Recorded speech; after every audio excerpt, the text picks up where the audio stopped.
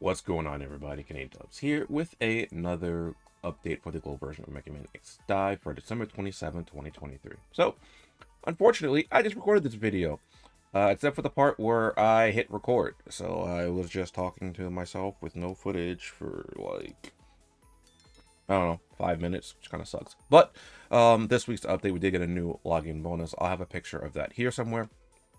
It did include memories for S-Class Hunter X. So if you need more memories to max out S-Class Hunter X, we will be getting those. Quite a lot of memories, I think. Or is it 60, 70, 80, 100 memories for that? So it's not too bad there. But anyway, let's go to the notice board. So first up, fix the bug that caused kernel and Christmas bit chip to deactivate switching weapons. That's good. Good that that's fixed, not good that that happened. Following that, we have a new character, Christmas iCO. This is the last actual new character that we that is on up for the global version, if I'm not mistaken. Every other character that was released in the Taiwan version, we have. So no more actual new characters. So it's going to be interesting to see where we go from there.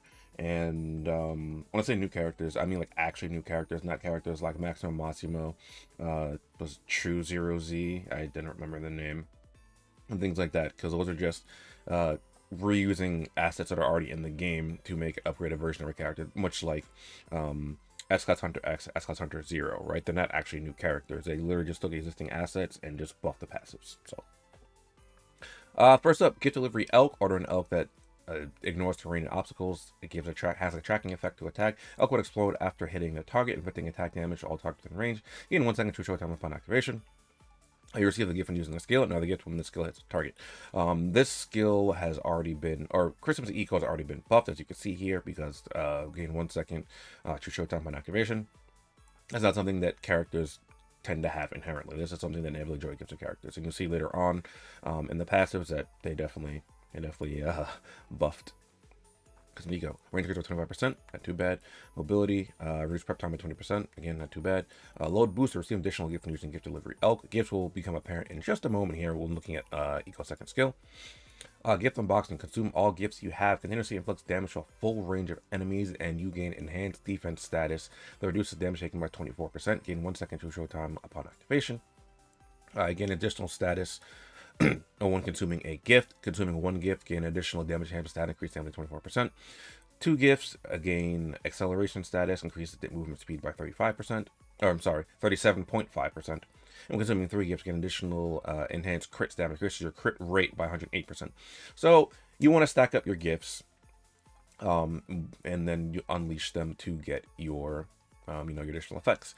Using your S1 gets you potentially 2 gifts, because you get 1 gift when using the skill that's hitting the target. So if you connect, you get 2 gifts. So at bare minimum, you have access to your movement speed just off of that alone. Modified chip for that, power increase 75%. Not sure why that's still there, to be honest. Nebula Joy has been increasing these, but I guess they decided not to increase the damage rate at all for this one. True invincibility extend. Increase the period of true show time to 2 seconds. Disable resistance, 50% chance becoming immune to the effects of no weapon, no skills. That's not bad per se. I don't like it because of how power creep in this game has been. So resistances are pretty useless against like the situations where you want them, because of like the true status effects. And the true status effects just means like they pierce preventative shield. And because of that, they also ignore resistances as well. It's actually in one of the tooltip screens that if something ignores preventative shield, it also just ignores resistances. So having stuff like this isn't as useful as it could be. So these are actually end up being not very good as a result. They'll still help versus things that aren't like, the true statuses, but I mean, like, if they're not usable against like the true statuses, they lose a lot of value. Passive, Joy of Unboxing. When you use Gift Unboxing, recover HP equal to 47% of your attack. This effect will be triggered once more after a 3-second cooldown. It's actually pretty good. After you use Gift Unboxing, gain a enhancement status, will increases the healing effect by 50%. So you have a lot of survivability with Christmas iCO here. And she also is pretty good versus raid bosses as well, due to all the, well, you know, the attack buffs, crit buffs, and things like that she has. Gift blessings. Damage dealt increased by 15% for every gift you have. Damage reduced by 20% if you have no gift on you, which is quite nice there as well, because you have the damage mitigation for having gifts, or damage reduction or mitigation for having no gifts. Perpetual blessing increase the defense enhancement status caused from gift unboxing by 25% and cannot be removed, which is very, very nice, because if your buffs can be removed, that makes it a bit bad for PvP. Some raid bosses as well can inflict interference and thus removing your buffs, but I don't think that's too common versus raid bosses. When you gift unboxing, remove all negative status you currently have. That's good as well, having a cleanse off of that. You can get rid of things like your dot damages. You can't get rid of, you know, stun, because you can't use skills while you're stunned, but yeah. Gift expert. When the gift delivery elk hits a target, target will become immobile. That's not bad, but since it isn't true mobilize, that loses, it's not as good as it could be there, but having access to immobilize, just guaranteed immobilize, is still pretty good, because odds are most people won't have defense against it, but in PvP you can easily pick up the preventive shield. A lot of characters just have inherent preventive shield.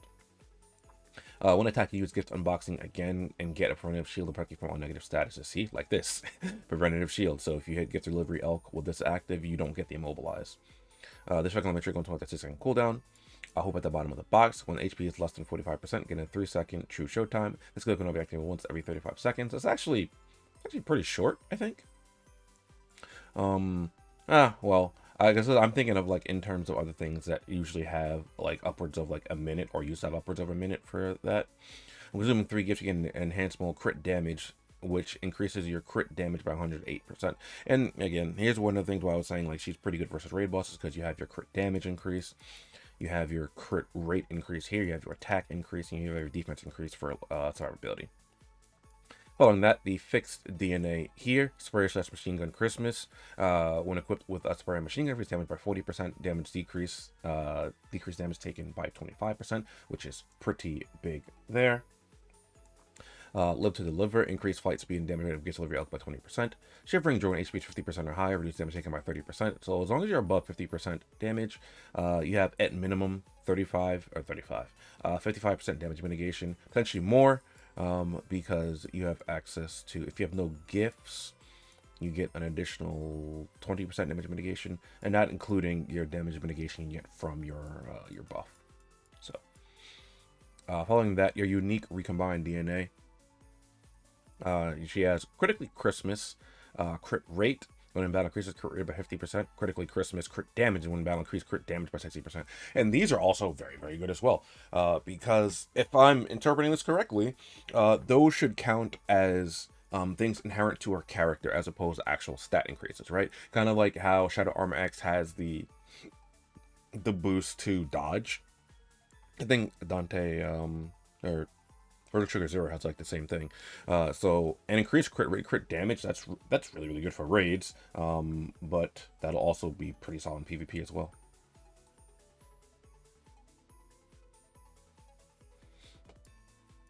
Banner 1, Christmas Eco, 1 free pull available. Not bad there. Banner 2, Dive Armor Eco, Neon Laser. 10 pull vouchers available in the pack section of the store. Pack section of the store usually isn't worth it. But Neon Laser, so Neon Laser should have gotten buffed, right? I don't think I can look at it because I don't own Neon Laser on this account, but Neon Laser should got buffed, and Neon Laser is also pretty decent for boss fights as well. Special event stage, Return the Rebellion to Legendary of Christmas. It's ranked. New activity, monthly upgrade.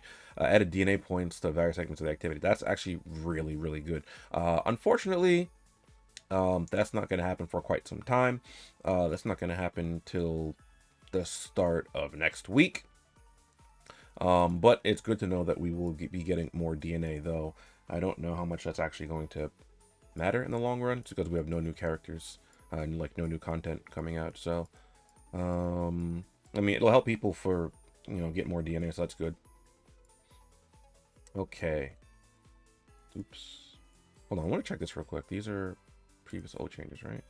Okay, so here we have changes to Super Mega Man, courtesy of Murphy. Now, I don't know if they just mean that Murphy, like they just took all this input from Murphy, or Murphy was just the one that suggested a bulk of it. I know Murphy is someone else that plays the game. Assuming it's the same Murphy that I know of anyway. First up, we have skill 1 Rocket Buster, 2.5-second cooldown, major damage increase, charge time decrease, chip 2 increase damage by 20%, skill 2 supporting beat, cooldown 6 seconds, major damage increase, chip 1 increase damage by 20%, passive 1 super mega boss kill when targeting a boss, increase damage by 50%, which is an insane boost right there, but hey, makes Super Mega Man really good versus bosses now. Passive 2 super mega crit. Ugh, that Nebula Joy naming scheme again. Crit rate after using a skill, increase crit rate by 45%, can stack up to 4 times. That's pretty good, and it's after using a skill in general. Passive 3 Buster Mastery, increased damage by 45% equipping a Buster, huge damage increase there. Passive 4 Collaboration will beat a summon, gain damage status, increase damage dealt by 20.3%, stacks up to 3 times. Passive 5 more beats, gain extra activation to supporting beat. Only one beat can be present at a time. I think beat lasts for like 6 seconds or 8 attacks or something like that. I believe, if I remember correctly. Fixed DNA 3, super mega crit. Jeez. Crit damage after using a skill increases crit damage by 45% and stack up to 4 times. Prep time for supporting beat is reduced by 20% there. New recombined DNA, super mega boss crush, slot 1 increased damage versus boss by 15%. For slot 2 it's by 18%. For slot 3 it's 21%. For slot 4 it's 24%, and slot 5 is 27%. That's huge for bosses, right? That's really, really good for Super Mega Man and just for inheriting DNA in general for bosses. That's really, really good there. Following that, seems iCO. Base iCO has got a buff. Let's see what's in store for her. Skill 1 Data Reconstruction, major damage increase. Chip 1 increases the damage of shooting wall by 20%. Chip 2 increases the damage of perfect key by 20%. Okay. Skill 2 Analyzer Wall, 7-second cooldown. The damage increase, damage registration rate increase, now grants a 2-second true shot upon activation, which I think that might have been part of a DNA for her, or fixed DNA for her. I'm pretty sure. Chip 2 increase damage by 20%. Passive 2 when data energy is below 60%. Increase damage by 50%. Well, that's a pretty big buff. Targets a boss, increase damage by 48% for passive 3. I don't remember what that was before. Passive 5, hitting a target with data cube, now going to shield that goes down 170% attack damage. That's a lot better than it was before. Fixed DNA 1 strategy for the unknown. Passive 2 triggers when data energy is below 80%. Oh, okay. Fixed DNA 2 when you activate data reconstructing and in 1 second true show time. This effect is a cool 2-second cooldown. Yeah, okay. So then wait. Oh, it's for data reconstruction. You get that then. Okay. I thought it was for. Okay. When you have shield status from program error, increase damage by 45%. Not bad. Dive armor eco's buff now. So I guess now this is the eco patch. We had the Rico patch before. Now we're on the eco patch. Laser of Annihilation, very minor damage increase. Okay. 5-second cooldown. And now grants 1 second true shot time upon activation. Chip 1 increase damage by 20%. Skill 2 World Formatting. All debuff has a higher trigger rate, 50% versus the old 25%, which they didn't even tell us in the first place, right? Like, we didn't know what the trigger rate was. Now grants a 1 second true shot time upon activation. Chip 1 increased damage by 20%. Chip 2 extend the true shot time to 2 seconds. Okay. Passive 1 decreased damage taken by 25%. Increased damage taken by 25%. Okay, so inherent damage amp and mit. Better now. Passive 2 can now trigger once every 5 seconds. Passive 3 skill reset can now happen once every 6 seconds. Recombined DNA. Dive armor eco mobility. What? Boost cooldown of world formatting by 20%. Don't link to another character, or it won't offer any other benefit. Okay, why is it a recombined DNA slot then? What? That's such a weird choice. To have this in a recombined DNA slot. I just put this like somewhere else in her kit. Like you can combine this in one of her other passes or like in one of her other DNAs. Why is this in a recombined DNA slot? That seems really weird to me. Okay, so Neon Laser does get buffed. Okay, new damage 28%, new fire rate 8.3 per second, new max round is 80, new range is 20. Passive 1 in the Neon Laser. Once it hits a target skill.